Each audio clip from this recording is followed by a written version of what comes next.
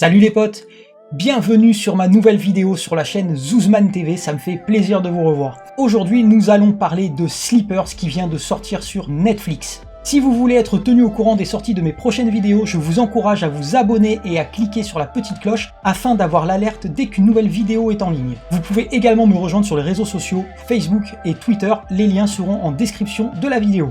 Sleepers vient donc de sortir sur Netflix, c'est un film réalisé en 1996 par Barry Levinson, grand réalisateur classique américain qui a notamment réalisé Rain Man, Des hommes d'influence ou encore Good Morning Vietnam.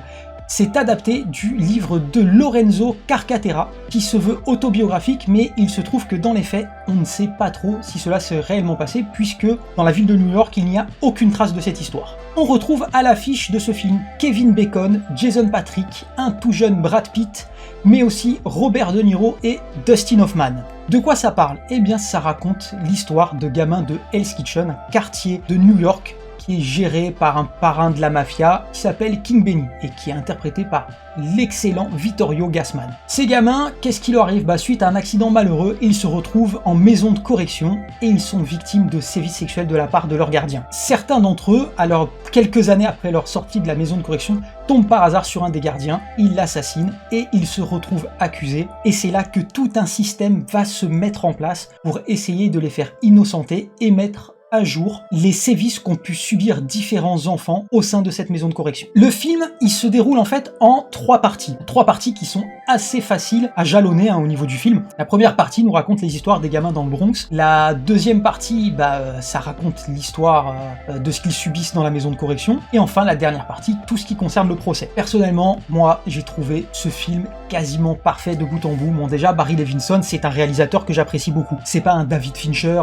c'est pas un spécialiste des effets spéciaux et des films spectaculaires. C'est vraiment un cinéaste classique et c'est avant tout un excellent directeur d'acteurs. Un vrai conteur d'histoire qui aime bien mettre en scène des choses assez crédibles. Dans la première partie du film, donc il nous présente le fameux quartier de Hell's Kitchen et il lui donne une vraie crédibilité. C'est-à-dire que il raconte d'où viennent les gens, qui sont tous d'origine irlandaise ou italienne, la place de la mafia avec ses codes, ses lois, ses patrons, cette espèce de code de l'honneur romantique qui n'existe pas vraiment dans la réalité, mais où par exemple, voilà, on touche pas aux enfants, on règle nos affaires entre hommes avant tout. Ça nous décrit une société assez réaliste, avec une place de la femme qui est très en retrait, avec des hommes qui battent régulièrement leurs femmes sans que ce soit un scandale, les gamins qui se retrouvent à l'épicerie du coin et qui discutent de tout et de rien avec le gérant de l'épicerie qui connaît toutes les ficelles et toutes les bonnes personnes du quartier. Il nous raconte même un peu la place des femmes qui n'ont rien à envier aux hommes, qui se défendent d'elles-mêmes face aux caïds et qui n'ont pas peur, qui ont une grande gueule et qui n'hésitent pas à le faire savoir. Il y a toutes ces histoires de gangsters qui se retrouvent toujours dans le même bar et qui racontent toutes leurs fameuses histoires exagérées, comme on a pu le voir déjà dans des films tels que Le Parrain par exemple, ou même dans Casino. Beaucoup de complots et de choses comme ça, et surtout la pauvreté qui amène ces gamins à faire des petits larcins, à arnaquer les vendeurs ambulants, des choses comme ça quoi. La première partie fait un petit peu penser à l'enfance telle qu'elle est décrite dans Stand By Me, on est un peu dans le même processus. Et bien sûr, dans cette première partie, on retrouve la place omniprésente de la religion à travers le personnage de Robert De Niro qui s'occupe pas mal de ces gosses et qui participera à leur rédemption tout au long du film et à travers les différentes époques. Et j'ai beaucoup aimé cette partie de l'histoire qui crée un environnement crédible aux différents événements qui vont suivre. Bon, après, il y a le fameux événement qui fait que nos pauvres gamins ils vont se retrouver en maison de correction, et là, on va rentrer dans la partie plus glauque et plus dure du film, mais aussi extrêmement crédible par son traitement, durant lesquels les enfants, donc, ils vont subir des sévices sexuels de la part des gardiens, cette façon dont ils vont se faire broyer par le système qui est censé leur apprendre quelque chose pour qu'une fois qu'ils soient sortis, ils puissent se réinsérer dans la société. C'est un véritable aveu d'échec de la part du système. Et ce que j'ai apprécié, c'est que cette partie-là, il n'y a aucun voyeurisme. Toutes les scènes de sévices sont hors champ, c'est surtout des sons, des phrases extrêmement violentes qui font finalement appelle à notre imaginaire et ça a créé un peu des images extrêmement violentes. Toute cette partie dans la maison de correction est finalement assez poisseuse, beaucoup de choses se passent dans des sous-sols de la maison de correction, il y a des moments où on leur donne un petit peu d'espoir pour à nouveau leur reprendre et comme je l'ai dit tout à l'heure, les broyer jusqu'à qu'il n'ait plus aucune résistance et qu'ils acceptent leurs conditions, même s'ils essayent de se battre au maximum contre tout ça, ne serait-ce que physiquement. Et enfin, il y a la dernière partie, peut-être la plus classique, mais qui est malgré tout très intéressante, cette partie où on voit ce que sont devenus les personnages en grandissant. Donc il y en a un qui a réussi, qui est devenu substitut du procureur, c'est le personnage de Brad Pitt, il y en a un qui est plus ou moins écrivain, le personnage de Jason Patric, mais il y en a deux autres qui, eux, ne se sont pas remis de tout ça, qui sont devenus des petites frappes, qui traînent aussi dans les bars, qui picolent, qui sont très probablement aussi dans la drogue, et par une rencontre fortuite, ils vont tomber sur un des gardiens, et ils vont pas résister au désir de vengeance, et devant les clients du bar, ils vont tuer ce fameux gardien. Donc ce qui va se passer, c'est que forcément, les témoins, ils vont pouvoir faire leur signalement, ils vont être arrêtés par la police, et ils vont se retrouver au tribunal. Et ce qui va se passer au tribunal, en fait, il se trouve que c'est leur ami d'enfance qui est devenu substitut du procureur qui va vouloir prendre en charge cette affaire pour, en fait, les envoyer en tôle.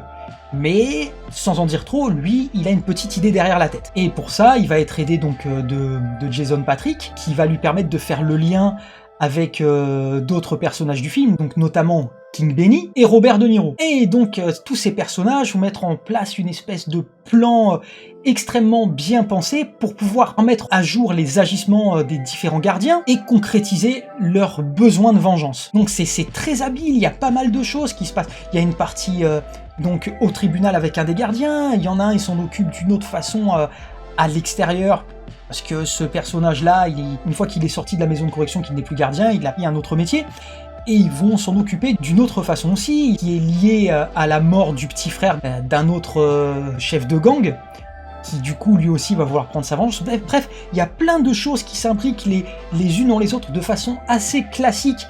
C'est pas compliqué, mais c'est très intelligent. Mais ce qui transpire surtout de ce film, c'est vraiment cette émotion qu'il y a à travers les acteurs. Je le répète, Barry Levinson, c'est un excellent directeur d'acteurs.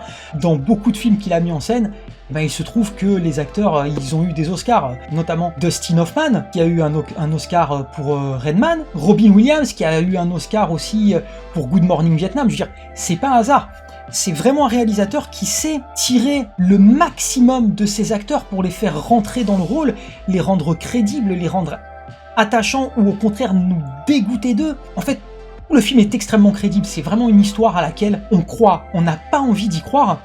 Un peu comme ces gamins, on n'arrive pas à croire à ce qui se passe, on n'arrive pas à croire au fait que ces gardiens, par exemple, en étant face à la version adulte des enfants dont ils ont abusé, en fait, ils se souviennent même pas d'eux, pour montrer à quel point ce qu'ils ont pu faire, pour eux, c'est pas important, en fait. Et c'est ça qui est très dur à accepter dans le film, c'est de se dire qu'il y a des gens qui commettent des actes horribles, et qui, des années après, ne ressentent pas de culpabilité et qu'il faut aller gratter, rentrer à l'intérieur et puis vraiment faire sortir cette pourriture qu'ils ont à l'intérieur de leur âme pour qu'ils finissent par se rendre compte de ce qu'ils ont pu faire. Donc que ce soit au niveau de l'histoire générale, de la mise en scène classique ou de l'interprétation des personnages par les différents acteurs, je ne peux que vous conseiller ce film très touchant, très émouvant, très repoussant quelque part. Je pense vraiment que vous ne le regretterez pas, c'est un excellent film. Ça dure entre 2h et 2h30 de tête, hein. C'est pas non plus le bout du monde, mais vraiment, voilà, là il est disponible sur Netflix et c'est un film, vraiment, faut pas le rater. Et voilà, c'est la fin de cette vidéo, j'espère que ça vous a plu. Si c'est le cas, n'hésitez pas à me le dire en commentaire. S'il y a des choses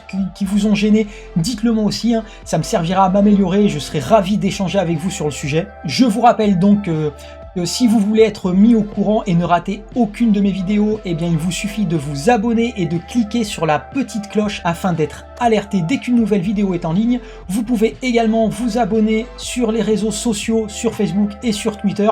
Les liens sont dans la description de la vidéo. Et je vous dis à très bientôt pour une nouvelle chronique. Allez, ciao les potes!